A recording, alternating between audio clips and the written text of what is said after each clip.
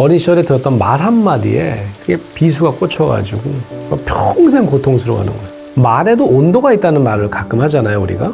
어떻게 뭐 말의 온도를 잴 수도 없고 어떻게 뭐 말의 온도가 무슨 말이야 도대체? 라고 하시면 이렇게 생각하시면 좋아요. 어떤 말은 들으면 가슴이 따뜻해집니다. 막 가슴에 막 이렇게 열기가 올라오는 느낌이에요. 네, 좋은 느낌일 수 있겠죠. 네. 많은 분들이 그런 얘기 하더라고요. 칭찬을 많이 받고 자라면 그러면 뭐 당연히 뭐 자신감도 있고 굉장히 긍정적인 자아상을 갖고 자랄 것이다. 칭찬보다 더 중요한 게 있다고 생각해요. 그게 뭐냐면 인정입니다. 칭찬과 인정은 좀 달라요.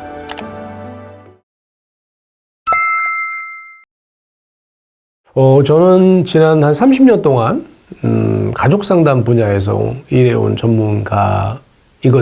그러니까 이제 굉장히 많은 사례를 뭐 접할 수 있었는데 정말 이런 사례가 많았어요. 어린 시절에 들었던 말 한마디에 그게 비수가 꽂혀가지고 평생 고통스러워하는 거예요. 엄마한테 아빠한테 들었던 그 한마디, 그게 너무 나를 괴롭히더라라고 하는 거죠.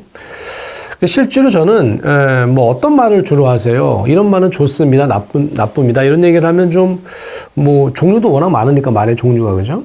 뭐 욕하지 마세요, 뭐 이런 얘기를 할 수 있겠지만, 그런데 이렇게 생각하시면 좋을 것 같아요. 말에도 온도가 있다는 말을 가끔 하잖아요, 우리가. 어떻게 뭐 말의 온도를 잴 수도 없고 어떻게 뭐 말의 온도가 무슨 말이야 도대체? 라고 하시면 이렇게 생각하시면 좋아요.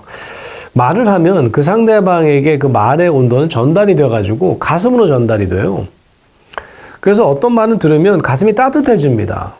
막 가슴에 막 이렇게 열기가 올라오는 느낌이에요. 좋은 느낌일 수 있겠죠. 그러면 말의 온도가 높은 거죠. 영상을 유지할 수 있는 그런 말이겠죠. 근데 어떤 말은 들으면 막 화가 나고 막 마음이 차가워집니다. 막 화가 나고 갑자기 상대방과 내가 냉랭해지는 느낌을 받을 수밖에 없어요. 그런 말의 온도는 분명히 영하의 온도이겠죠. 많은 사람들이 실제로 어린 시절에 들었던 말 때문에 내가 평생 불행하게 산다고 느끼시는 분들은 항상 가슴이 따뜻한 사람이 별로 없어요. 가슴이 항상 차갑습니다. 그래서 항상 남들과의 관계에 있어서도 내가 따뜻한 관계를 맺을 거라는 자신감이 떨어져 있는 분이 굉장히 많아요.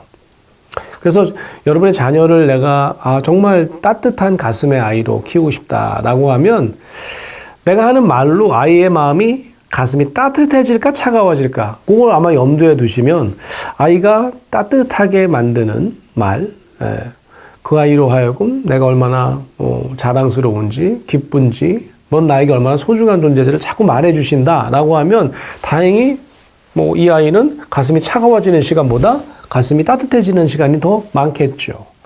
그래서 정말 사랑받고 자라는 아이들은 분명히 들었던 말이 영상의 온도를 가진 말이 훨씬 더 많을 것이다. 이렇게 우리가 예측해 볼 수 있을 겁니다. 저는 이제 뭐 많은 분들이 그런 얘기 하더라고요. 칭찬을 많이 받고 자라면 그러면 뭐 당연히 뭐 자신감도 있고 굉장히 긍정적인 자아상을 갖고 자랄 것이다. 뭐 맞는 말이에요. 근데 대한민국 사람들에게요. 칭찬 많이 받아본 사람 손 들어보라 그러면 아마 100명 중에 한두 명밖에 손 못 들걸요. 그거 왠 줄 아세요? 칭찬이라고 하는 거는 뭐냐 하면 그 영어로 얘기하면 excellent 할 때 받을 수 있는 부모나 주변 사람에게 들을 수 있는 말이거든요. 그 excellent는 뭐냐면 1등을 해야 되는 거야. 100점을 맞아야 되는 거야. 근데 그러기가 참 어렵습니다. 물론 100점 맞는 사람과 1등 한 사람이 분명히 한두 명은 있어요. 그죠? 그렇지만 대부분의 사람은 excellent 하지 않습니다. 그럼 칭찬받기가 어렵다. 이렇게 볼 수 있겠죠. 근데 영어로 얘기하면 good enough라고 하는 말이 있어요.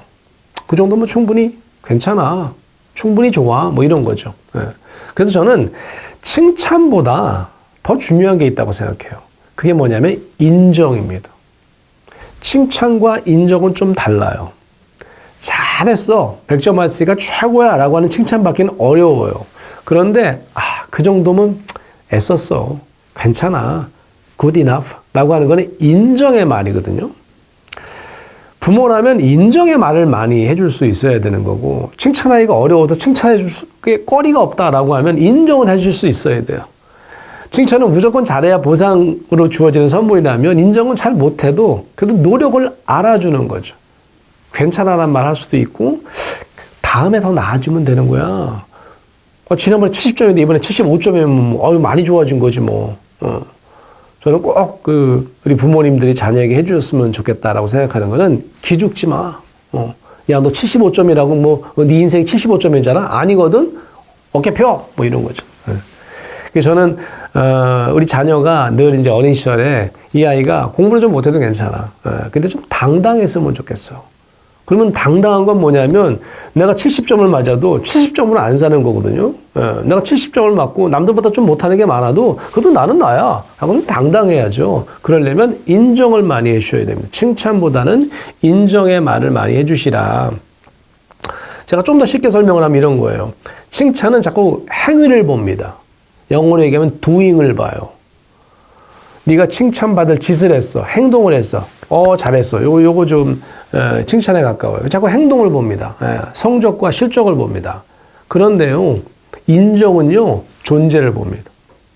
인정은 네 있는 것 자체로 나는 너를 흐뭇하게 생각해. 좋다고 생각해. 라고 하는 건 뭐냐면 being의 문제예요. 가끔 저는 인정을 어떻게 하는지 잘 모르겠어요 라고 하면 그 존재를 떠올리세요. 존재요? 아니 걔 태어났을 때 어떤 느낌이었어? 얘 태어났을 땐 진짜 이뻤거든요. 그 존재를 얘기해. 네가 태어났을 때 얼마나 이뻤는지 아니? 네가 나를 얼마나 행복하게 만들었는지 아니? 요 얘기를 해주시라는 거죠. 제가 예전에 양육의 팁을 드리는 그런 프로그램에 출연한 적이 있거든요. 그때 이제 뭐를 이제 부모님에게 이제 신청서에 쓰게 하냐면 아이가 태어났을 때 육아 말고 출생 경험 꼭 쓰라고. 출생 때 어떤 경험 했는지. 근데 예상외로 출생 때 굉장히 고생한 분이 많더라고요. 아니면 마음고생을 한 분도 있어요. 예를 들면 뭐 아이를 뵌지 모르고 임신한지 모르고 내가 좀 두통약을 많이 먹었던 거죠. 그러니까 10달 내내 고민했대요. 아이가 혹시 잘못되면 어떡하지? 태어났는데 뭐 손가락 10개, 발가락 10개가 그냥 건강하게 태어난 거예요. 얼마나 그 얘기하면 무조건 눈물 흘리세요. 근데 지금은 어때요? 발가락 10개, 손가락 10개가 정상이라고 막 기뻐하십니까? 아유 이 싸가지 공부도 안 하고 그냥 말도 막 이상하게 하고 막 그러시잖아요. 왜 그래요? 행위를 자꾸 보시니까. 그 아이의 존재를 생각하시면 정말 인정할 거리들이 많다. 라고 생각하시면 좋을 것 같아요. 트라우마라는 말 요즘 많이 쓰잖아요.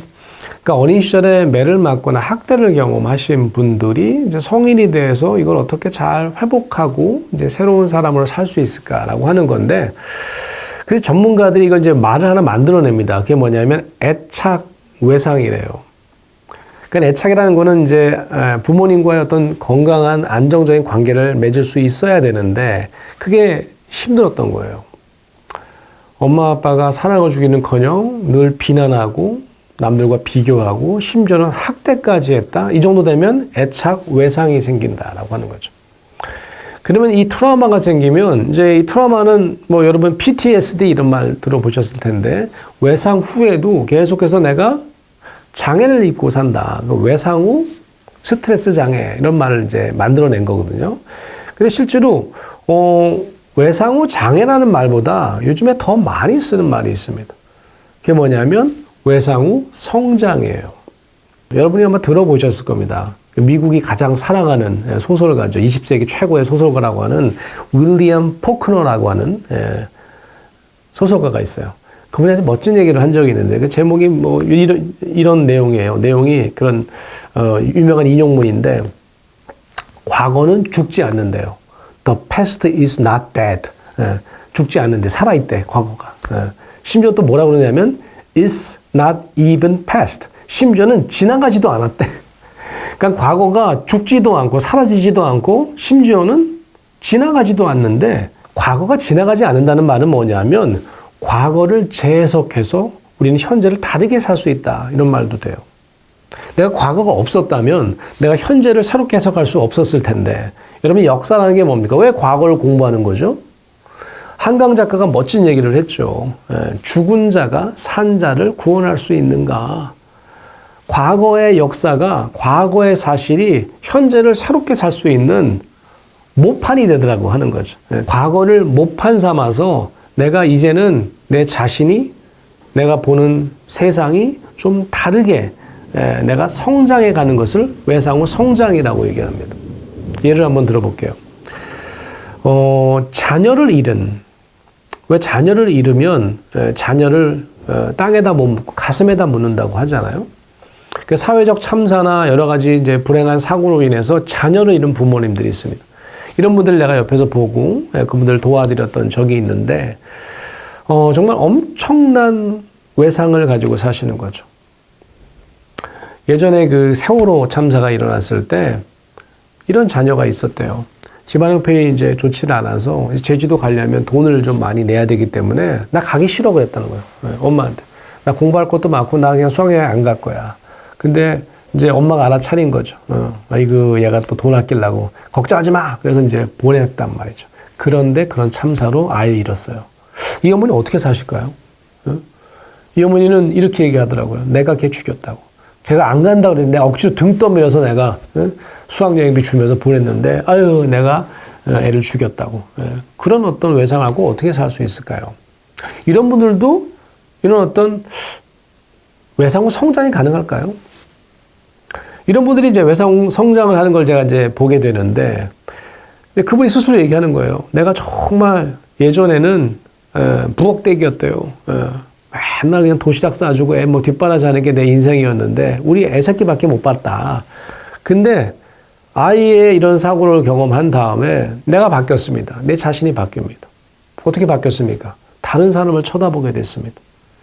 우리 아이 같은 사고를 경험하지 말아야 된다고 생각을 해서 주변에 있는 그런 불행을 경험한 아이들 또 부모님에게 내가 다가가게 됐습니다. 나만 바뀐 게 아니라 세상을 보는 눈도 바뀌어요. 이런 어떤 안전한 세상을 위해서 내가 법을 만들어야 되겠습니다. 그러니까 어떤 분들은 뭐 그런 분들이 막 세상에 나와서 막 투쟁적으로 뭐 이렇게 활동하시는 게 왜 저렇게 투사가 되셨지? 이렇게만 생각하시는데 저 같은 전문가는 아니요. 그런 외상을 경험한 다음에 장애가 아니라 그 과거의 어떤 비극을 모판 삼아서 더 크게 내 자신이 성장하고 타인과 세상을 보는 눈이 확장되는 분명한 외상 후 성장을 지금 하고 계신 것이다. 이렇게 평가할 수 있다는 말씀입니다.